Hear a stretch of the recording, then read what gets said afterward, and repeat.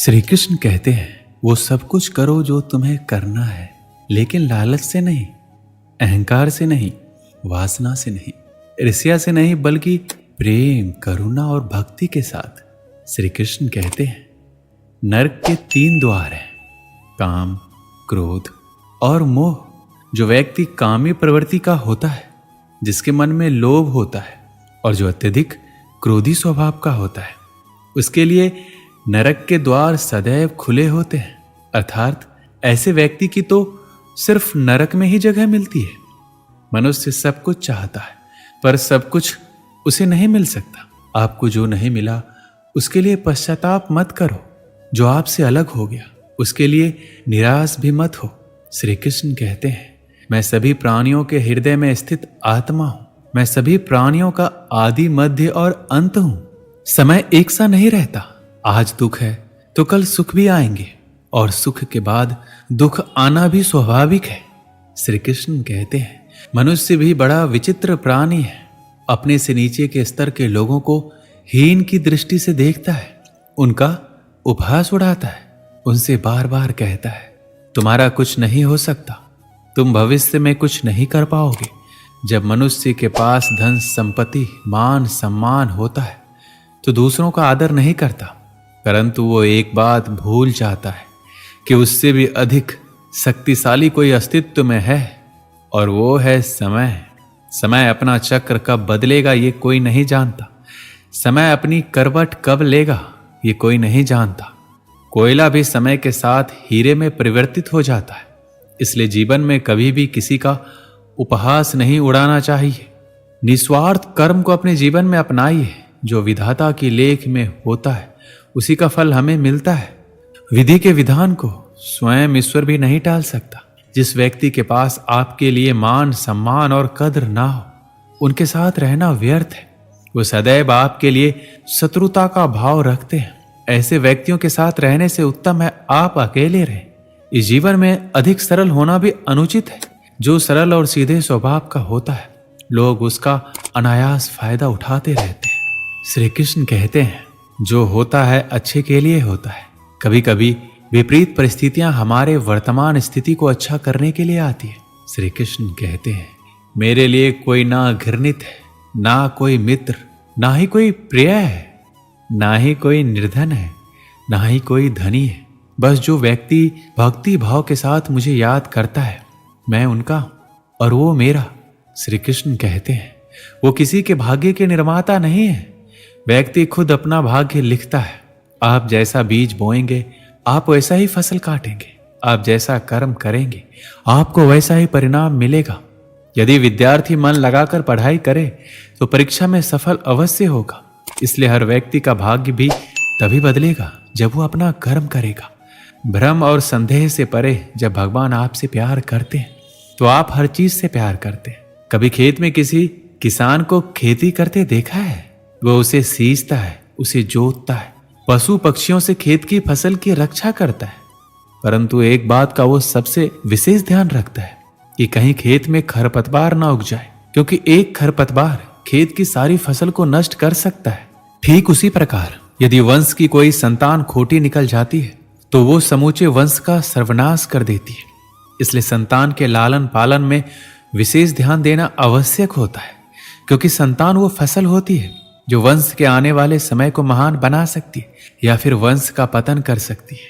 श्री कृष्ण कहते हैं, व्यक्ति को सदैव बुराई से बचकर रहना चाहिए।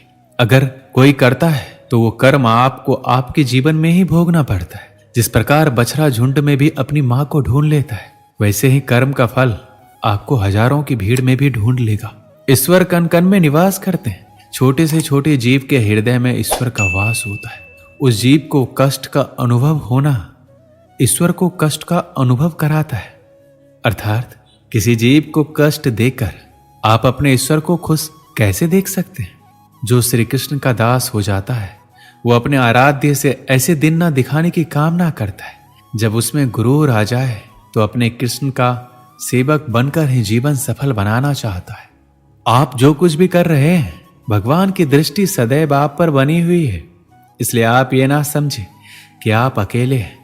भगवान सदैव आपके साथ होते हैं। कहते हैं, मन के हारे हार है और मन की जीते जीत। अर्थात जिस प्रकार सकारात्मक विचारों से सफलता मिलती है, उसी प्रकार नकारात्मक विचार असफलता की मार्ग की ओर अग्रसर करते हैं। क्योंकि जैसा हम सोचते हैं वैसा ही हम बन जाते हैं, और अपने विचारों के माध्यम से ही हमें नकारात्मक और सकारात्मक परिणाम मिलते हैं। इसलिए अपने सोच को हमेशा सकारात्मक रखिए, क्योंकि मनुष्य ही एक ऐसा प्राणी है जो कर्म करता है। इसलिए कर्म करना प्रत्येक व्यक्ति का धर्म भी है, और धर्म करने वाला व्यक्ति कर्मवीर कहलाता है। इसलिए कर्म करते रहना खाली बैठे रहने से बेहतर होता है। मन से पाप करने वाले को मन से, तन से पाप करने वाले को तन से, दिल से पाप करने वाले को दिल से, और दिमाग से पाप करने वाले को दिमाग से सजा मिलना निश्चित है। जो मन भगवान में लगा है उसे क्या परवाह कि जीवन में क्या मिला और क्या छीन चुका है। भक्ति प्राप्त नहीं की जा सकती, ये तो एक उपहार है। प्रार्थना ईश्वर को नहीं बदलती, लेकिन ये उसे बदलती है जो प्रार्थना करता है। विचलित मन वाले व्यक्ति को मौत उसी तरह से भाकर ले जाती है जिस तरह से अचानक आई बाढ़ में गांव के सोते हुए लोग बढ़ जाते हैं। देखते समय देखिए, सुनते समय केवल सुनिए, महसूस करते समय महसूस कीजिए, और सोचते समय केवल ये सोचिए। यही वास्तविक धर्म है। आपका काम है अपनी पसंद के काम को खोजना, उसे खोजें और फिर उस काम में खुद को पूरी तरह से लगा दें। यही सफलता का मार्ग है। दुनिया में अधिकांश लोग इसलिए असफल हो जाते हैं क्योंकि वो विपरीत परिस्थितियां आने पर उनका साहस टूट जाता है, वो भयभीत हो जाते हैं। संसार का नियम है, जिस तरह के विचार हम अस्तित्व को संप्रेषित करते हैं, उसी तरह की ऊर्जा अस्तित्व द्वारा हम तक पहुंचती है। ध्यान रहे, विचारों का सकारात्मक होना अनिवार्य है, तभी राह सरल और सुगम होती चली जाएगी। जब तक आप अपनी समस्याओं एवं कठिनाइयों की वजह दूसरों को मानते हैं, तब तक आप अपनी समस्या और कठिनाइयों को मिटा नहीं सकते। अच्छी किस्मत के लोग थोड़ा भी बुरा होने पर भगवान को कोसते हैं, और बुरी किस्मत के लोग थोड़ा भी अच्छा होने पर भगवान का स्मरण और धन्यवाद करते हैं। प्रभु अपने भक्तों की सदैव परीक्षा लेते हैं। इस परीक्षा में भक्तों को अनेकों कष्टों का सामना करना पड़ता है। सामान्य लोग इसे अपना दुख मानकर पीछा छुड़ाते हैं, वहीं साधक तथा प्रेमी प्रभु की इच्छा समझकर उनका सामना करते हैं। अगर हम परिवर्तन के लिए किसी दूसरे व्यक्ति के आने की उम्मीद करेंगे तो परिवर्तन नहीं आएगा, बल्कि हमें खुद को उससे आगे लाना होगा। जो कुछ भी तुम्हारे भाग्य में लिखा है वो अवश्य ही उचित समय पर तुम्हें मिलेगा। तुम क्यों परेशान होते हो? जो भाग्य में नहीं है वो कभी नहीं मिलेगा। तुम व्यर्थ ही प्रयास कर रहे हो, इसलिए जो मिला है उसे उचित तरीके से बिना फल की कामना किए करो, जन्म सफल होगा। हर किसी के अंदर अपनी ताकत और अपनी कमजोरी होती है। मछली जंगल में दौड़ नहीं सकती और शेर पानी का राजा नहीं बन सकता, इसलिए अहमियत सभी को देनी चाहिए। श्री कृष्ण कहते हैं, कर्म पर तुम्हारा अधिकार है, लेकिन कर्म के फलों में कभी नहीं। इसलिए कर्म को फल के लिए मत करो, और ना ही काम करने में तुम्हारी आसक्ति हो। क्रोध से मनुष्य की मति मारी जाती है, जिससे स्मृति भ्रमित हो जाती है। स्मृति भ्रमित हो जाने से मनुष्य की बुद्धि नष्ट हो जाती है, और बुद्धि का नाश हो जाने पर मनुष्य खुद अपना नाश कर बैठता है। एक समय की बात है, एक छोटे से गांव में एक साधु महात्मा रहते थे। वह बहुत ज्ञानी थे। गांव के लोग उनके पास जीवन की समस्याओं का हल पूछने आते। एक दिन एक युवक उनके पास आया जो अपने जीवन से बहुत परेशान था। उसने साधु से कहा, महाराज, मैं बहुत मेहनत करता हूँ, लेकिन फिर भी मुझे सफलता नहीं मिलती। मेरी सभी कोशिशें व्यर्थ जाती है। आखिरकार क्यों मैं इतनी मेहनत करने के बाद भी फल नहीं पा रहा हूँ? साधु मुस्कुराए और युवक से कहा, बेटा चलो नदी किनारे चलते हैं, वहां मैं तुम्हें एक महत्वपूर्ण बात समझाऊंगा। युवक साधु के साथ नदी किनारे पहुंचा। साधु ने एक पत्थर उठाया और उसे नदी के पानी में डाल दिया। पत्थर पानी में डूब गया और पानी में छोटी छोटी लहरें बनने लगी। साधु ने युवक से पूछा, क्या तुमने देखा कि पत्थर के गिरते ही लहरें बनी? युवक ने कहा, हाँ महाराज, मैंने देखा। साधु ने समझाया, जीवन भी इसी नदी की तरह है। जो भी कर्म हम करते हैं उसका असर होता है। कभी कभी हमें तुरंत परिणाम दिखाई देते हैं, जैसे इस पत्थर के गिरने से लहरें बनी, लेकिन कभी कभी हमारे कर्मों का फल हमें समय के साथ मिलता है, और ये उस पत्थर की तरह होता है जो गहरे पानी में डूब जाता है। तुम्हारे द्वारा किए गए हर अच्छे कर्म का फल अवश्य मिलेगा, लेकिन उसका समय तय होता है। युवक अब भी चिंतित था और बोला, लेकिन महाराज, मैं तो इतने सालों से मेहनत कर रहा हूं, फिर भी मुझे कुछ नहीं मिला। साधु ने फिर मुस्कुराते हुए कहा, कभी कभी हमें धैर्य रखना पड़ता है।